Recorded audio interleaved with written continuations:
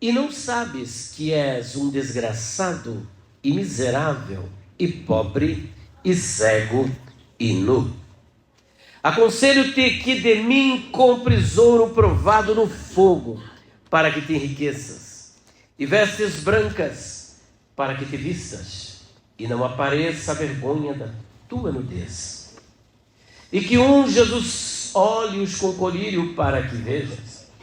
Eu repreendo e castigo a todos quanto amo. Sê, pois, zeloso e arrepende-te. Eis que estou à porta e bato.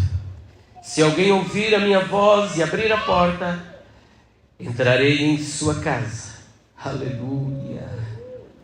E com ele cearei e ele comigo. Ao que vencer, lhe concederei que se assente comigo no meu trono, assim como eu venci e me assentei com meu Pai no seu trono. Quem tem ouvidos, ouça o que o Espírito diz às igrejas. Senhor nosso Deus e nosso Pai que está nos céus, mais uma vez, Pai querido, nós nos encontramos aqui na Tua presença para Te louvar, glorificar e bendizer pela Tua graça, fidelidade, amor e misericórdia. Eu Te louvo, Senhor, pela Tua palavra revelada, pela comunicação da Tua presença, pelo Teu Espírito no meu coração e na minha alma. Eu Te louvo pela comunhão que estou sentindo aqui neste lugar, porque é perceptível a Tua presença. Te agradeço, Senhor, pela Tua igreja, pelo Teu povo, pelas Tuas ovelhas que vieram aqui para ouvir somente a Tua voz. Eu Te agradeço também, Senhor. Oh, aleluia, Pai. Porque na Tua infinita bondade, graça, favor, misericórdia, o Senhor me constituiu nesta noite como porta-voz da Tua palavra, como canal de expressão da Tua vontade. Eu dependo totalmente da Tua graça e do Teu poder, da Tua unção. Por isso eu peço, capacita-me, revista-me com o Teu poder e com a Tua graça e nos abençoe com a Tua palavra. Aquece o meu coração com o Teu coração. A Tua igreja precisa ser aquecida pela Tua presença e pela Tua palavra, em nome do Senhor Jesus. Amém. Graças a Deus. Meus queridos, a igreja de Laodiceia é uma prova inequívoca, incontestável, de que nem tudo está perdido.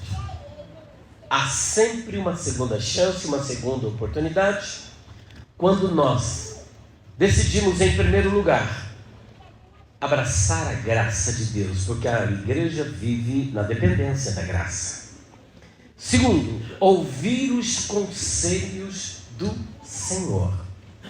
E terceiro, quando nós passamos pelo processo chamado em grego de metanoel ou metanoia, que é a mudança de mente, que é dar um passo atrás, nos arrependermos. E em quarto lugar, quando você decide abrir o teu coração, porque essa igreja botou Jesus por lado de fora. E em quinto lugar, quando nos apropriamos de todos esses conselhos, vencer com Cristo e por meio de Cristo. Há sempre uma segunda oportunidade. Portanto, Laodiceia é esperança para o fraco, é esperança para aquele que perdeu a esperança, é esperança até mesmo para aquele que caiu e está pensando que não há mais a oportunidade de se levantar. Bom, como nós estamos vendo, a igreja de Laodiceia está dentro do contexto apocalíptico. E nós acabamos de ler o último livro da Bíblia, que é o livro do Apocalipse, que até tempos atrás as pessoas eram desaconselhadas a fazer. Eita Deus! Mas vamos continuar aqui. As pessoas eram desaconselhadas a fazer a leitura do livro do Apocalipse, porque alguns pareciam que ler o livro do Apocalipse era como ler aquele livro da capa preta. Vocês se lembram? Era um denominado livro de São Cipriano. Alguém já ouviu falar? Que era um livro que as pessoas morriam de medo. E assim, da mesma sorte, ler o Apocalipse era algo assim enigmático, parecia algo esotérico. E talvez isso seja fruto do período da Idade Medieval, da Idade das Trevas, antes da Reforma Protestante, em que a própria igreja fechava o livro e não permitia a sua leitura, visto que era somente feita em latim e, portanto, um pequeno grupo, um grupo seleto de pessoas é que tinham acesso a esse conhecimento. Mas diferente daquilo que as pessoas geralmente pregavam acerca do Apocalipse, Apocalipse não é mistério, Apocalipse não é ocultismo. A palavra Apocalipse vem do grego e significa revelação. É tirar o véu, é descortinar, é mostrar o que está por trás daquilo que aparentemente é misterioso. É revelar. João tem esse privilégio, assim como Moisés teve o privilégio de saber tudo o que havia acontecido antes, desde que Deus disse: Bereshit bara Elohim et hashaman ve'et haaretz. No princípio criou Deus os céus e a terra. No início do universo, João o evangelista aponta para o futuro e descobre o futuro, inclusive um futuro esperado pela igreja, que ainda não aconteceu, e há uma grande expectativa pela igreja. Então o Apocalipse, agora o Apocalipse é um livro que ele enseja muitas interpretações. Existem pelo menos 4 escolas de interpretação do Apocalipse. E a primeira escola, que nós queremos aqui fazer alusão a ela, chama-se escola preterista. Diga, escola preterista. Como o próprio vocábulo já deduz, preterista vem de preterismo, daquilo que ficou no passado, pretérito. Para os preteristas, em especial os preteristas radicais, o Apocalipse é um jornal de ontem, é uma notícia passada, é um livro que já caducou, não tem mais razão de ser. Para eles, Jesus já veio, a ressurreição já aconteceu, não tem mais nada para acontecer. Mas é uma gritante contradição, porque se Jesus já veio, a igreja toda ficou, não houve arrebatamento. Gente, eu não vou nem entrar nesses detalhes escatológicos, porque é uma área que eu tenho paixão, aí a gente vai sair do foco. Fica para a próxima. Mas verdade é que a segunda escola é chamada de escola historicista. Diga, historicista. A escola historicista, ela procura inserir a igreja dentro de algum período histórico. Em especial, por exemplo, o pessoal da igreja adventista do sétimo dia. Eles procuram se ver dentro do livro do Apocalipse. Vocês acreditam que eles chegam até a dizer que eles são 144 mil?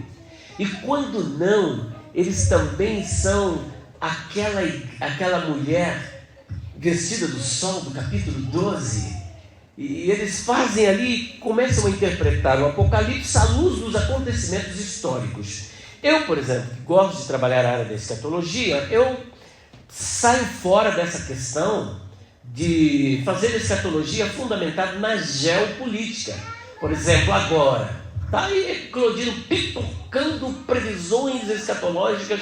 Gente, eu vejo tudo isso aí como acontecimentos históricos, porque eu acredito que o arrebatamento ele será iminente, será no momento em que ninguém está esperando, ele vai acontecer. Então não tem nada que marca. Mas vamos para a terceira escola. A terceira escola é chamada de idealista. Diga, idealista. Idealista. A escola idealista é uma escola que procura colocar o Apocalipse como um livro meramente simbólico. Tudo aqui é simbólico. É bem verdade que existe simbolismo no Apocalipse, mas nós somos de uma outra escola que eu quero apresentar para vocês, que é a escola futurista. Diga, futurista. E a escola futurista, ela tem uma visão chamada dispensacionalista. E o dispensacionalismo tem um método de interpretação das profecias, visto que Apocalipse é um livro profético Então nós temos uma forma histórico-crítica, ou melhor, histórico-gramatical de interpretar as profecias. Ou seja, a profecia bíblica, a Bíblia apresenta uma história literal. E quando nós lemos alguma parte da Bíblia em que nós vemos que não dá para interpretar literalmente, então nós procuramos apresentar um método de interpretação que é a figura de linguagem. Existem realmente figuras. Uma besta com 7 cabeças, 10 chifres, isso aí é inimaginável, né? Então João tinha uma razão e um porquê de apresentar essa besta ou esse besta, né, que vai surgir com essas características e com esse poder que é dado pelo próprio dragão. Mas fato é que na escola futurista nós entendemos que o Apocalipse ele deve ser interpretado literalmente. E um texto para nos apresentar essa visão está em Apocalipse capítulo 1, versículo 19, que eu gostaria, por gentileza, que vocês lessem comigo.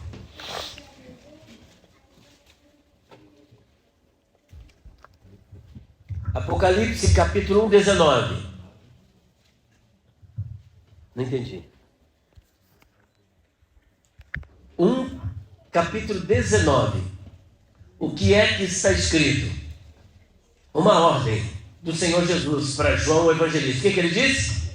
Escreve as coisas que tens visto, e as que são, e as que depois destas hão de acontecer. Desculpa, gente, já está pedindo um celular.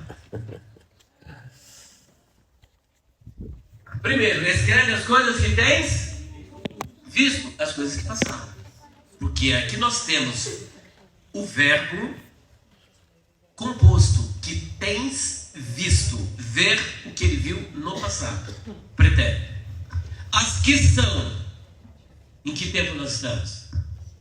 Presente. E as que depois dessas hão de vir? Futuro. As que vistes está relacionado ao que João, na ilha de Patmos, viu, que está descrito no capítulo 1 apenas. O que foi que ele viu? O Cristo glorificado, que tem olhos como chama de fogo, da sua boca saía uma espada aguda de 2 fios, ele tinha um manto bem típico com cinto de ouro, seus pés eram como latão reluzente, cabelos brancos como a neve, e a sua voz era como voz de muitas águas. E ele disse: não temas, eu sou o que vivo e fui morto, e vivo pelo século dos séculos, e tenho a chave da morte e do inferno. Oh, aleluia! Quem é ele? Quem é ele? O glorificado, o exaltado, o ressurreto, a resplandecente estrela da manhã, o leão da tribo de Judá, a raiz de Davi, o primeiro e o último, o primeiro e o derradeiro, o todo-poderoso. É ele que João viu e está no passado. E as coisas que depois hão de vir, aquelas depois do capítulo 5, principalmente do capítulo 6, que diz respeito à grande tribulação, a Nova Jerusalém, toda a batalha e depois o estado final. Mas e as que são?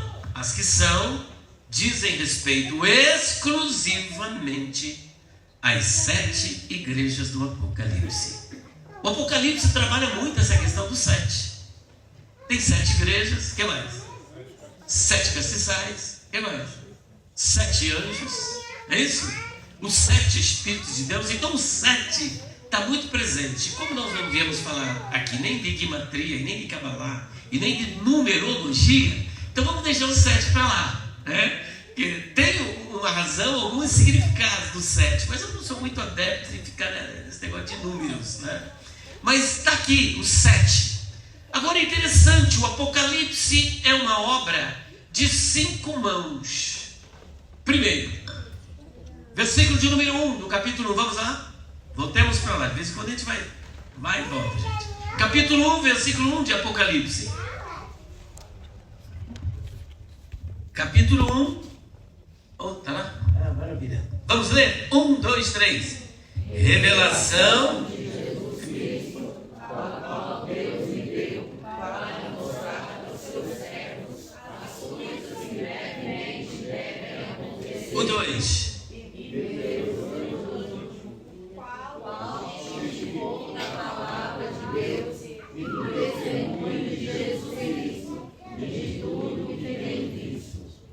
De quem é a revelação? De Deus. Ele deu a Jesus Cristo. Presta atenção, ó. Revelação de Jesus Cristo, a qual Deus lhe deu. Então essa revelação foi dada pelo Pai. A quem? Ao Filho. Então o primeiro é apresentado o Pai, depois o Filho. Só que depois foi dada pelo Filho a alguém. A quem? A um anjo. E o anjo entregou para quem? A João. E João entregou a quem? As 7 igrejas. E das 7 igrejas chegou até a nós. Interessante, eu acho, esses detalhes, né? Então aí há toda uma cronologia. Como nós já vimos, as coisas que vistes, as que são e as que depois destas são de vir. As que são diz respeito às 7 igrejas do Apocalipse. E entre essas 7 igrejas, 6 vocês já estudaram, e uma nós passaremos aqui de relance, que é a 7ª igreja, conhecida como a igreja de Laodiceia. Como eu disse no início, o tema é Laodiceia, a igreja do amor de Deus. Vocês estão curiosos, né? Como assim o amor de Deus? Eu quero saber agora. Eu só ouço falar, é uma igreja de quem Jesus não tinha nada de bom para falar. Absolutamente nada de bom, mas era do amor de Deus. A julgar pela aparência, pelas características que são apresentadas aqui no livro do Apocalipse, essa igreja não tinha nada. E nós vamos ver isso. Laodiceia. Esse nome Laodiceia vem do grego Laos, povo. Laodiceia e Dikaios, justiça. Laodiceia significa justiça do povo. E como surgiu o nome dessa cidade? E onde ficava essa cidade? Esta cidade, ela ficava no Vale do Lico. Lico era um rio muito importante daquela região da Frígia, que está ali na Ásia Menor. Hoje é a atual Turquia. As 7 igrejas ficavam ali na Ásia Menor, na atual Turquia. Essa igreja, por exemplo, de Laodiceia, ou a cidade, ela distava da igreja de Filadélfia entre 65 e 70 quilômetros. Esta cidade foi fundada por volta de 261 a 246 a.C. por um homem chamado Etíoco II, que era filho de Etíoco I, que fazia parte de uma dinastia dos etíopos. Nicator. Antíoco Nicator. Quem foi esse Antíoco Nicator? Ele foi um dos generais de Alexandre o Grande. Naquela profecia de Daniel, em que havia um leopardo com 4 cabeças, o leopardo, na visão de Daniel, simbolizava o Império Grego. O primeiro era o leão. Aquele leão simbolizava o Império Babilônico. A segunda visão que ele tem é a visão deste... É o Império Medo-Persa. E a terceira é do Império Grego, que é simbolizado por um leopardo com 4 cabeças. O leopardo era Alexandre o Grande. E as 4 cabeças são 4 generais de Alexandre o Grande. E um deles era Antíoco Nicator.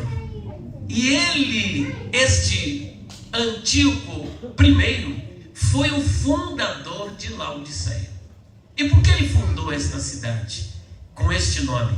Porque a esposa dele se chamava Laodiceia e ele queria homenageá-la, honrá-la, e deu o nome para esta cidade de Laodiceia. Acontece que 60 anos depois de Cristo, essa cidade foi totalmente destruída. Ela foi destruída. E Roma quis ajudar na reedificação, na reconstrução dessa cidade. Só que esse povo era tão arrogante, tão ensimesmados, eram tão nariz empinado, tão orgulhoso, tão autossuficiente, que o recurso chegou, mas eles rejeitaram. E eles disseram assim: nós não temos falta de nada. Nós somos ricos e estamos enriquecidos e de nada temos falta. Lembra alguma coisa?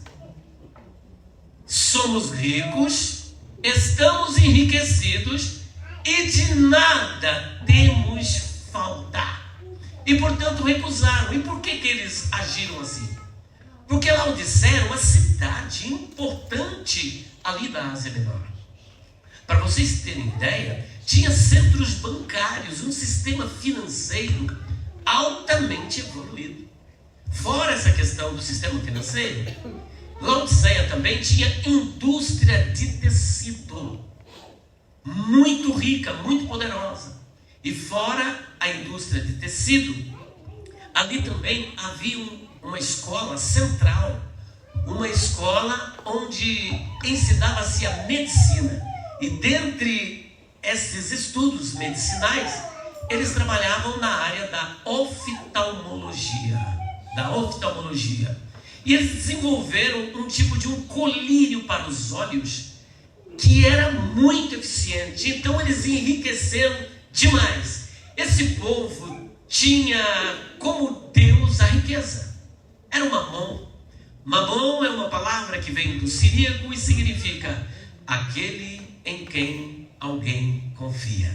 E quando a pessoa é muito poderosa, é muito rica, tem muitos recursos, ela parece que tem a tendência de esquecer Deus. É como aquele rei, acho que rei Lemuel, que diz: Senhor, eu não quero riqueza e nem pobreza, para que o rico não me esqueça de ti, e de pobre eu não venha lançar mão à iniquidade. Dá-me apenas o meu pão cotidiano. Então a riqueza, ela pode levar as pessoas a se distanciar de Deus. A pessoa cujo Deus verdadeiro não é o Criador do universo, quando ela fica rica, a tendência natural é se afastar. E é o que está acontecendo com a igreja de Laodiceia. Ela então se torna uma igreja orgulhosa, uma igreja arrogante. Mas é uma igreja que interessante. Essa igreja ela foi fundada, de acordo com os historiadores, provavelmente por Epáfras. Epáfras era um dos companheiros de Paulo. Ele também ficou conhecido como Epafrodito. Provavelmente Epáfras era o seu prenome e Epafrodito provavelmente um apelido ou uma forma carinhosa, que na onomatologia nós chamamos isso de nome hipocorístico. O que é um nome hipocorístico? A pessoa se chama José, mas geralmente e carinhosamente chamamos ele de Zezinho, Zé. Não é isso, gente? Ô Mariquinha, Mariazinha, não é isso? Ô Julinho, vem cá, Fernandinho. Mas o nome dele é Fernando, é José. Mas essa forma carinhosa é como Priscila. Priscila vem do latim, Prisca. Este é o nome. Só que a forma hipocorística de Prisca, ou a forma carinhosa, é Priscila. Então o nome de verdade, de fato, é Prisca. Mas aí conhecida como Priscila, uma forma de afago, de carinho. Epáfras é provavelmente o fundador desta igreja. Epáfras era um discípulo de Paulo. E eu acho curioso que Paulo, ele não vivia só, em cada cidade tinha um Paulo. Ele era representado por alguém que falava como ele, que pensava como ele, que agia como ele, que temia o Senhor como ele e que imitava a Cristo como ele.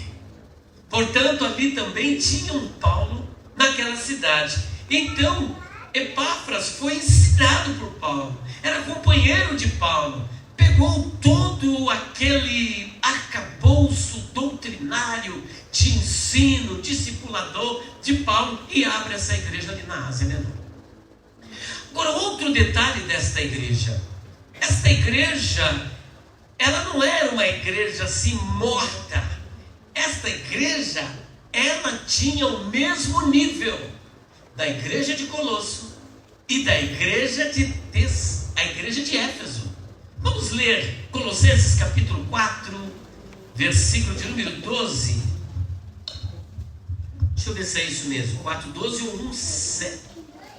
Vamos ler primeiro 1:7, que tem ali uma revelação. Colossenses 1:7. Quem encontrou, por gentileza, pode ler. Como aprendestes que Epáfras, vosso amado conservo, que para vós é um fiel ministro de Cristo. Olha só, como vós aprendeste de Epáfras. Ele está falando para a igreja de Colosso. Vamos para o capítulo 4, versículo 12. Olha que interessante. Saudai-vos a Epáfras, que há de vós, servo de Cristo, combatendo sempre por vós, em oração, para que vós conserveis vivo e perfeito e consumado por toda a vontade de Deus. Acho que vai até o 16, o versículo? Vai. Por favor, continue lendo. O Deus de todo testemunho, que tem grande zelo por vós, e pelo que estão em Laodiceia, e pelo que estão em Hierápolis. Só um minutinho, ó. Ele tem zelo de vós, de Colosso, e também tem zelo pela igreja de Laodiceia. Paulo tinha ciência dessa igreja, e provavelmente ele ministrou nessa igreja, e sabia quem ele havia confiado para ensinar nessa igreja. Por favor, continue. Saudai-vos ao Lucas, o médico amado e demais. Saudai aos irmãos que estão em Laodiceia, e a Nifa, e a igreja que está em sua casa. E quando a epístola tivesse sido lida entre vós, fazei que também eu seja a igreja dos audientes e a que veio a Laodiceia, desde a vós também. Esta epístola, quando ela for lida por vocês, fazei de tudo para que ela seja lida também na igreja dos Laodicenses, que é na igreja de... E a epístola que eu enviei, essa epístola, gente, ela é misteriosa. Ela não chegou até nós. Mas ele está dizendo, a epístola que foi lida na igreja de dos Laodicenses, que ela seja lida também na igreja de Colossenses. Então havia uma troca. Então perceba que a necessidade espiritual, o nível espiritual, porque Paulo, para cada igreja, ele tinha uma carta específica, porque havia um problema e uma necessidade específica. O que mostra que essa igreja de Laodiceia era uma igreja de um nível espiritual elevado. Porque a carta que era para ser lida em Colossenses, aos Colossenses, era também para ser lida para a igreja de... E a carta da igreja de Laodiceia era para ser lida na igreja de Colossenses. Mas agora eu quero trazer algo um pouquinho diferente. Essa igreja de Colossenses, ela é irmã gêmea da igreja de Éfeso, porque o conteúdo da carta escrita à igreja de Éfeso, se vocês perceberem, existe um paralelismo de nível espiritual que foi distribuído para a igreja de Éfeso, também é compartilhado com a igreja dos Colossenses. E a carta de Efésios é uma carta que foi escrita na prisão. Essa carta é conhecida no meio teológico como a Rainha das Epístolas. Ela é conhecida como? Rainha das Epístolas. Por conta do seu alto nível de revelação. Havia uma profundidade de conhecimento da graça. Porque essa carta está dividida em 3 partes. A primeira palavra da carta aos Efésios é assentar. Quem quer se assentar está em busca de quê? De descanso. Do capítulo 1 até o 3, não há nada que você tenha feito a não ser crer. Tudo ali, inclusive o capítulo 2, 8 a 10, Paulo bate o martelo para fixar o ensino do Evangelho da graça, quando ele diz: porque pela graça sois salvos por meio da fé, e isso não vem de vós, é dom de Deus. Então a igreja que conheceu a graça, que dependia da graça, que vivia pela graça, e sabia que tudo que eles eram, tudo que eles receberam, e tudo que haviam de receber, era por causa da graça. Essa igreja, portanto, foi nutrida pela graça. Capítulo 4 ao 6, 9, o modo como devemos andar na casa de Deus. E do 6, 10 até o fim, a nossa posição diante da batalha espiritual. A igreja aos Colossenses recebeu esse ensino de Paulo. A igreja de Colossenses foi nutrida por Epafrodito, discípulo e companheiro de Paulo. Portanto, era uma igreja bem nutrida. Era uma igreja espiritualmente crescida. Com isso dá para percebermos que o fracasso, a queda, se não vigiarmos, é possível. Porque uma igreja que chegou nesse nível espiritual, depois chegar no nível que nós vamos ler aqui, alguma coisa aconteceu no meio do caminho. E não é sem motivo que Paulo, na primeira epístola aos Coríntios, diz: aquele que cuida de estar em pé, olhe para que não caia. Olhe para que não caia, porque a queda é possível. Essa igreja experimentou a graça de Deus, a presença de Deus, a bênção de Deus, e teve como o seu discipulador Epáfras, que era discípulo de Paulo, e ambos eram imitadores de Cristo. Portanto, Laodiceia é uma igreja, como já dissemos, de uma prova clara de que a queda é possível. A carta é dirigida ao anjo da igreja e à própria igreja. Anjo aqui não havemos de entender que seja um ser sobrenatural, um espírito. Mas anjo aqui vem da palavra grega angelos e significa mensageiro. O pastor desta igreja aqui é o anjo da igreja, porque ele é o mensageiro, o canal de expressão da vontade de Deus para fazer conhecida a vontade de Deus para vocês. E por isso, como ele é a pessoa que traz a mensagem, ele é o anjo da igreja. Da mesma sorte, naquela época havia o pastor da igreja, que não era Epáfras, que nós estamos falando aqui do ano 95 da era cristã. Paulo já havia sido decapitado. Epáfras provavelmente também já havia partido. Muitos dos seus companheiros haviam sido martirizados. Nós estamos aqui na época de Domiciano, e era uma época de grande perseguição que começou com Nero César e outros imperadores também, como esse Domiciano, continuaram a perseguição contra a igreja. Então, eu não sei quem era o pastor atual dessa igreja quando o Senhor Jesus mandou que João escrevesse uma carta direcionada a ela. Essa carta, como essa igreja que nós vimos, uma igreja brilhante, uma igreja abençoada, uma igreja que era cheia do Espírito Santo, uma igreja cheia dos dons espirituais, uma igreja cheia da graça, bem nutrida, bem ensinada. Mas eu não sei o que aconteceu na metade do caminho para ela cair nessa situação. Continuemos. A carta, portanto, foi dirigida ao anjo da igreja, mensageiro. Quem é o remetente dessa carta? Quem está remetendo essa carta é o Senhor Jesus. E o amanuense, quem está escrevendo, é João o Evangelista. É como a carta, a Epístola aos Romanos. A Epístola aos Romanos, quem escreveu? Quem se lembra? Tércio. Mas ela é atribuída a quem? O título lá? A Paulo. Paulo é o que ditou, inspirado pelo Espírito Santo. Mas quem escreveu? Foi Tércio. Aqui, essa carta é do Senhor Jesus para a igreja. Mas quem escreve é o apóstolo João Evangelista. E o remetente, ele aqui se identifica. Versículo 14, leiamos, por favor. Podem ler.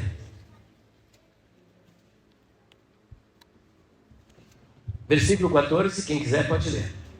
E ao anjo da igreja de Laodiceia escreve: isto diz o Amém. Amém.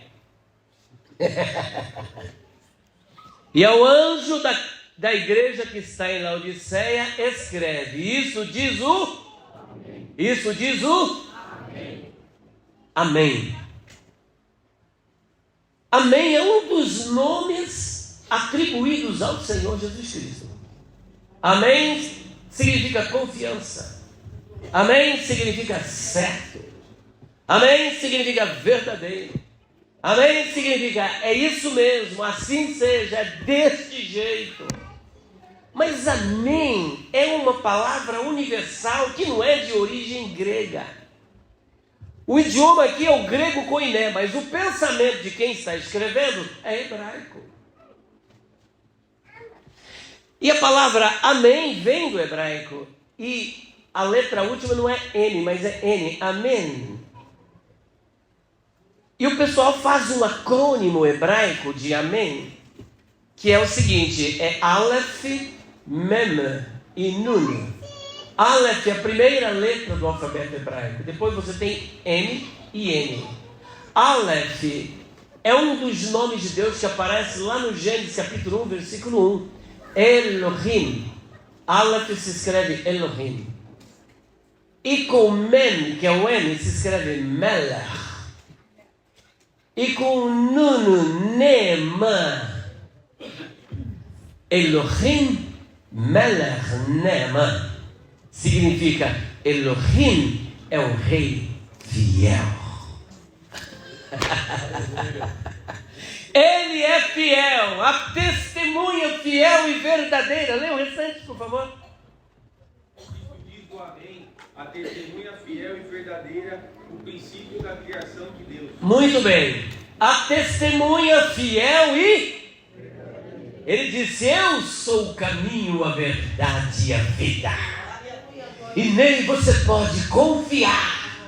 Ele já começa por aí. Vocês não têm que confiar no sistema financeiro, na indústria de tecidos, na escola de medicina e no produto que vocês criaram para os olhos. Vocês precisam confiar no amém, porque ele é um rei fiel e você pode confiar. Oh, adorado é o nome do Senhor. Elohim Melech Ne'eman. Elohim, ou Deus, é um rei fiel. A testemunha verdadeira, fiel e verdadeira.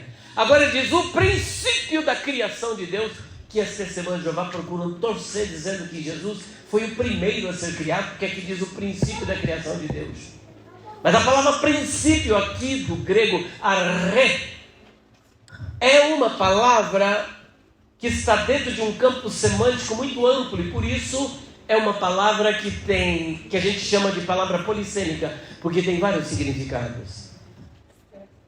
Arre pode significar princípio, mas arre pode significar chefe, cabeça. Ele, portanto, é o cabeça da criação, porque todas as coisas foram feitas por ele, e nada do que foi feito sem ele se fez. Ele é o Senhor da criação. Ele é o que chamamos em hebraico de Boré Olam, o Criador do universo. No princípio criou Deus os céus e a terra. Mas em João 1:1 também está escrito, no princípio era o Verbo, e o Verbo estava com Deus, e o Verbo era Deus. Ele estava no princípio com Deus. Todas as coisas foram feitas por ele, e nada do que foi feito sem ele se fez. Ele é o autor da criação. Ele é aquele por meio do qual todas as coisas vieram a existir. Ele é o princípio no sentido de ser o cabeça, o governador, o sustentador, o progenitor, aquele que trouxe à existência aquilo que não existe pelo poder da sua palavra. Aleluia! Vocês estão sentindo a presença dele aqui? Eu estou sentindo ele aqui na igreja, abençoando essa igreja. Continuemos. Então ele se apresenta aqui como o amém, a testemunha fiel, o princípio da criação de Deus. Mas tem mais, o que ele diz aí? Conheço as tuas obras, que nem és frio nem quente. Quem dera foras frio ou quente. Eu conheço. Olha, como é que ele conhecia? Para conhecer as obras, ele precisava primeiro estar presente. Segundo, ele precisava ser onisciente. Porque eu, lá de onde eu moro, sabia que conheço as obras dessa igreja, eu precisava estar convivendo com essa igreja aqui. E muito mais do que isso, conhecer o coração de cada crente. E isso só pode ser feito por alguém que é onisciente, por alguém que é transcendente, todo-poderoso, glorioso, presciente, onipresente. Alguém que realmente conhece de verdade, de fato, na intimidade. E essa pessoa se chama Jesus. Se chama Jesus. Jesus. Conheço as tuas obras. Olha só que interessante. Assim ele vai mostrar agora, pela sua onisciência, pela sua onipresença, pela sua transcendência, a situação atual da igreja de Laodiceia, a mesma igreja da qual nós fizemos alusão ainda há pouco, uma igreja que tinha o mesmo nível da igreja de Colosso e da igreja de Éfeso, nível espiritual elevado, privilégio singular, ensinada por Epáfras, ensinada por Paulo, cheia do Espírito Santo, cheia dos dons, muita revelação. Se vocês depois lerem essas duas epístolas, vocês perceberão o nível. É diferente, não tem nenhuma outra igreja com a qual Paulo trata daquela maneira e traz tanta revelação. Mas agora o Senhor revela a situação atual dessa igreja. E a situação atual dessa igreja está no versículo 15 e 16. De novo, jovem, por favor. Pode ler bem alto. Conheço as tuas obras, que nem és frio nem quente. Quem dera foras frio ou quente. Assim, porque és morno e não és frio nem quente, vomitar-te-ei da minha boca. O que é que o Senhor Jesus faz? Primeiro ele revela a situação dessa igreja. Qual era a situação dessa igreja? O que essa igreja era? Era uma igreja morna. Não é frio e não é quente. Jesus entra dentro do contexto histórico e cultural dessa igreja. Porque além de toda essa riqueza que ela esbanjava, ali em Laodiceia também tinha algumas piscinas de águas termais. Gente, eu estive numa das igrejas de Madureira, lá em Caldas Novas. Quem dirige lá é neto do fundador do Ministério de Madureira. Qual é o nome dele? Paulo Leivas Macalão. Lá é o pastor André Macalão que dirige lá. Eu tive o privilégio de estar pregando na igreja dele. E ele me deixou hospedar. Todos os hotéis ali têm águas termais. Tem a piscina de água normal e tem uma piscina de água medicinal. Onde tem essa água é sinônimo de muito turismo, de riqueza, porque são águas medicinais, serve para combater friagem no corpo, dor. Você que está com problema de coluna, vai para lá. Aqui tem uma cidade aqui próxima aqui também, esqueci o nome, perto de São José do Rio Preto, esqueci o nome da cidade. Olímpia, isso, Olímpia. Ali a turismo é gente de outros países para Olímpia, que ali também tem águas termais. Aonde tem isso aí é sinônimo de riqueza. E o Senhor entra na cultura do povo. Tu não és frio, não é piscina fria e nem de água termal. Tu fez uma mistureba aí, você é morno. E a água morna serve para quê? Provocar o quê? Vômito. E é por isso, porque você não se posicionou, você não é quente, você não é crente de verdade. E você também não é mundano. Você está com o pé em duas canoas. Quer servir a Deus, mas quer servir o mundo. Quer fazer a vontade de Deus, mas quer fazer a sua vontade. Você precisa se posicionar. Aleluia. Oh, aleluia! O profeta Elias sai lá da viúva de Sarepta, uma cidade gentílica que não ficava em Israel, e volta para Israel. E diz para os profetas de Baal: escolhei hoje a quem vocês vão servir, se a Deus ou a Baal. Vocês não podem cochear entre dois pensamentos. Se Baal é Deus, serviu. Mas se o Senhor é Deus, sirvam somente ao Senhor. Mas vocês não podem ficar assim, Israel. Tome uma posição. Deus é Deus de posição. Deus não brinca em serviço. Aleluia! E é curioso que o nome Elias vem do hebraico, Eliahu. É um nome teofórico, ou seja, o nome que traz um elemento divino. Mas no caso dele, 2 elementos. Porque no primeiro elemento, El, é a palavra hebraica para Deus e é o nome genérico de Deus.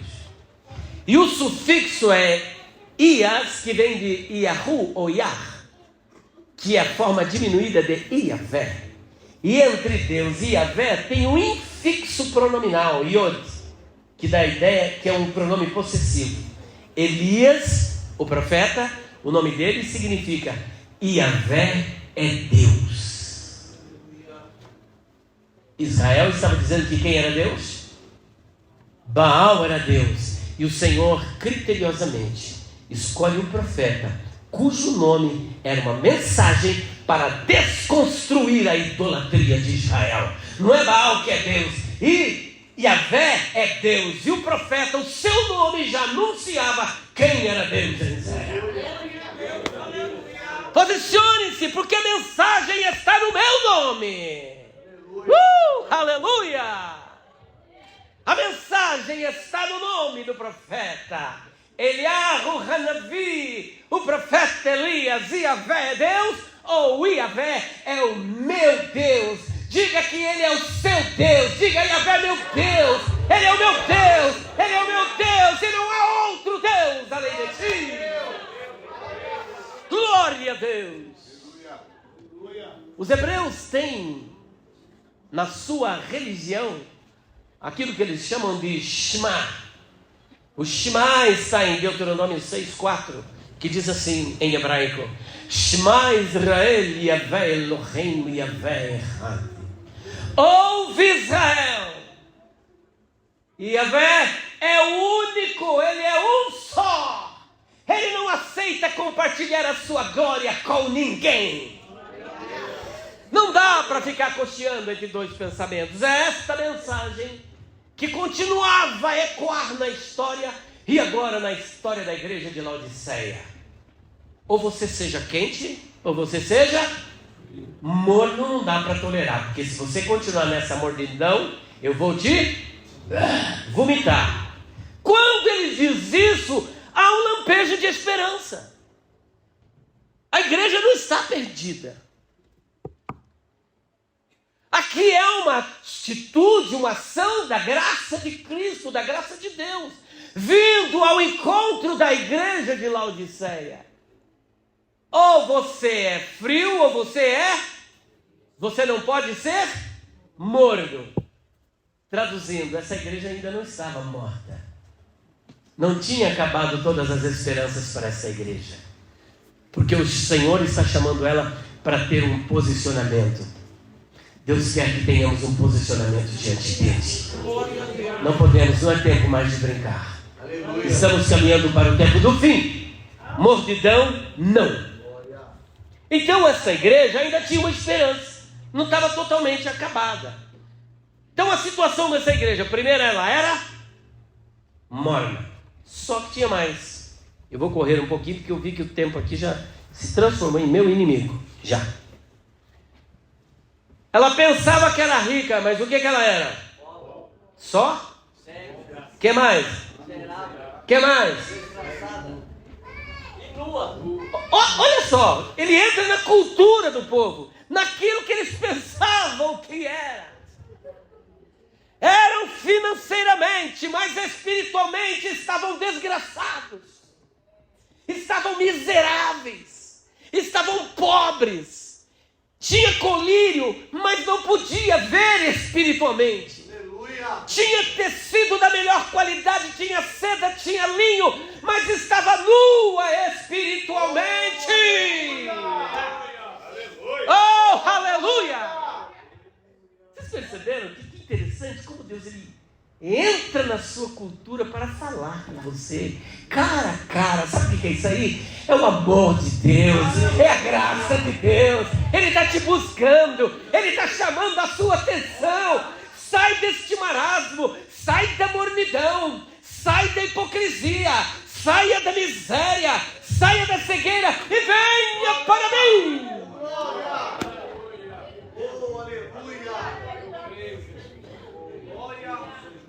Pensava que era rica. Primeiro, não era quente nem frio, ela era.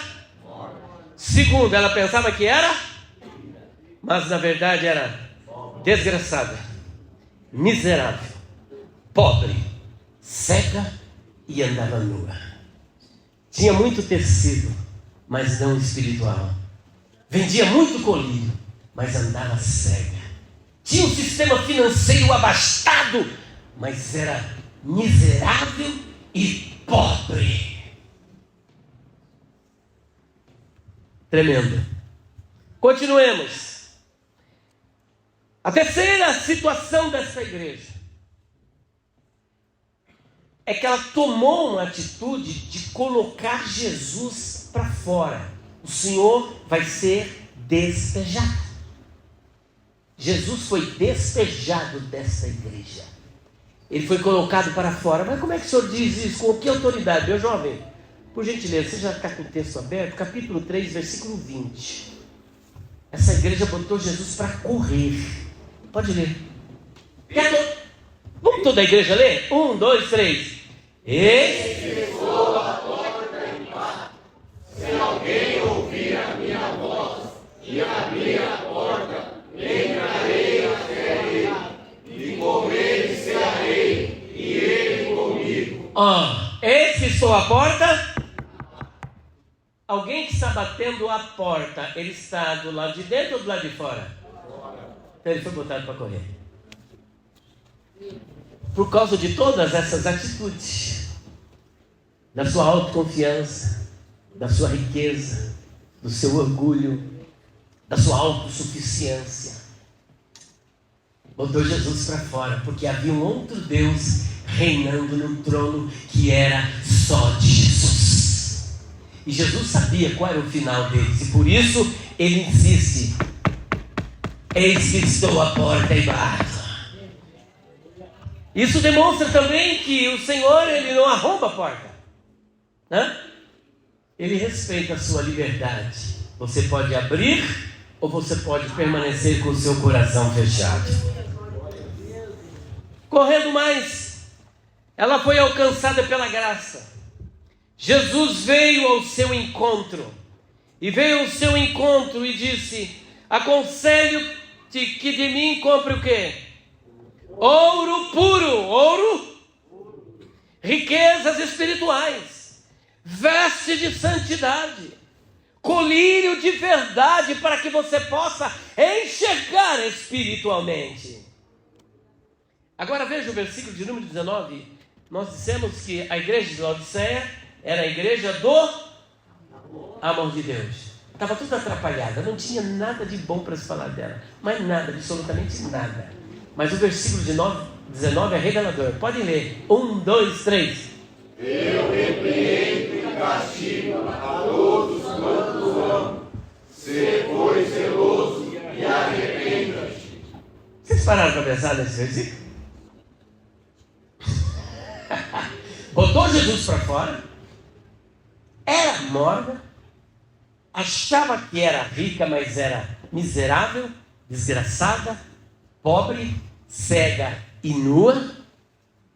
Mas ainda assim, o versículo 19, alto e bom som, está dizendo o quê? Novamente: eu repreendo e castigo a todos quantos amo. Para um pouquinho. Essa igreja, apesar de tudo, ela era alvo do quê? Era alvo? Portanto, não julgue ninguém que você vê pela rua aí que está fraco, cometendo algum fracasso. Não seja propagador de fake news e nem tampouco de lachon hará, de fuxico. Ore por essa pessoa, porque você não sabe como é que Jesus está olhando para ela. A segunda oportunidade, como ele será restaurado, como ele será levantado, como ele será fortalecido. Deus é poderoso para levantá-lo. Não julgue, porque a julgar pela aparência, essa igreja está no inferno. Mas o Senhor disse: eu repreendo, eu estou te repreendendo porque eu amo. Porque eu amo. Porque eu te amo. Porque eu era alvo, era a igreja do amor de Deus. O amor do Senhor estava sobre essa igreja. A graça de Deus estava sobre ela. E é por isso que Jesus vai atrás. Ela não tinha condições de vir atrás de Jesus, porque ela botou Jesus para fora. Mas Jesus falou: eu te amo, se você abrir a porta eu vou entrar de novo. Eu entro de novo. Só que tem uma coisa: quando eu entrar, você vai cear comigo e eu vou cear com você. Vai ter festa na casa, vai ter festa no teu coração, haverá alegria do Espírito Santo, a minha presença será abundante, a minha glória vai te encher. Lendo novamente. Eu. Tirou? Vamos lá. 19.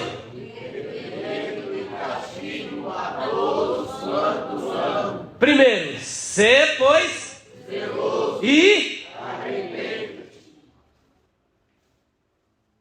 e arrepende-te. Sabe por quê? Se você se arrepender, eu vou fazer uma festa com você. Só que quando você for zeloso e se arrepender, eu vou bater. Olha lá o que ele diz no 20. Olha o 20. Eis que estou à porta.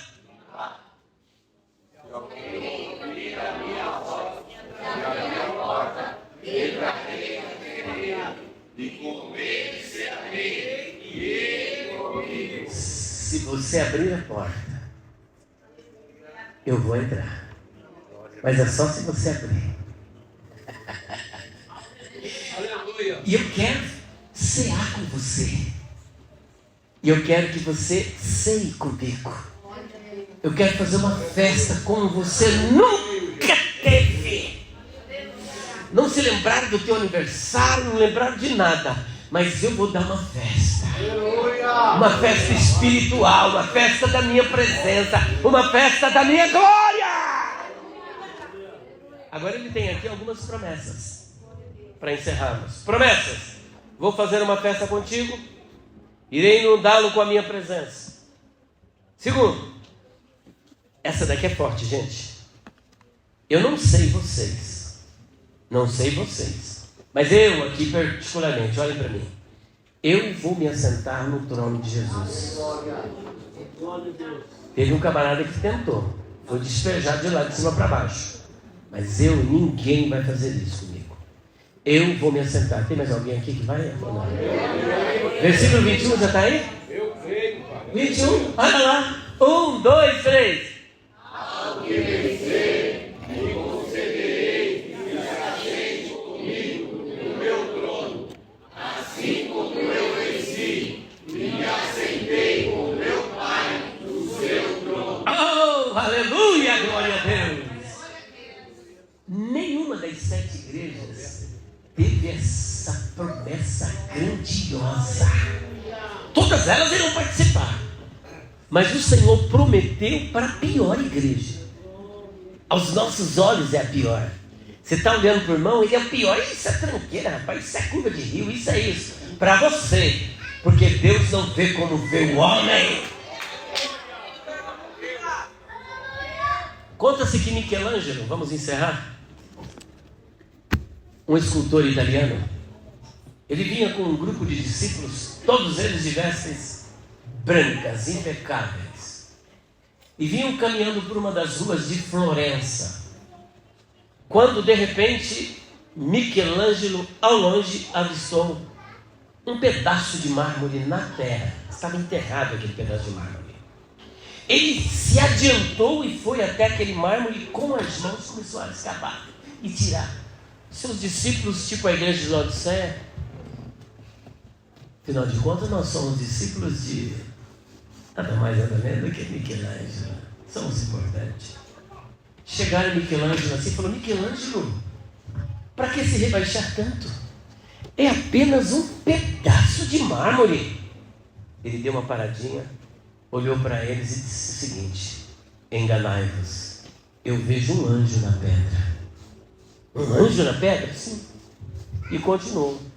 Tirou o pedaço de mármore, levou para o seu ateliê e com as suas ferramentas, com o seu cinzel, ele alçou do imaginário e trouxe para o mundo concreto o anjo que ele havia concebido ao ver o pedaço de mármore. Dentro de pouco tempo estava esculpido um anjo na pedra. Dentro de pouco tempo, aquele anjo que estava na terra, desprezado pelos discípulos, estava exposto na melhor galeria da Itália. As pessoas vão olhar para você e dizer o seguinte: é apenas um caco, um pedaço na terra. Jesus está dizendo: eu vejo um anjo. Eu vejo um anjo na pedra. Você está vendo como a pessoa está, e Jesus como ela ficará. Ele é onisciente, Ele é onipresente, Ele é glorioso.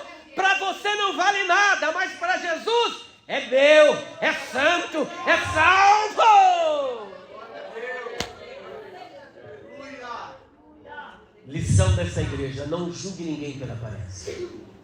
Não julgue ninguém pela situação em que ele se encontra, porque ele vai ficar de um jeito glorioso, corpo incorruptível, imortal, glorioso, e estará sentado contigo no trono de Cristo.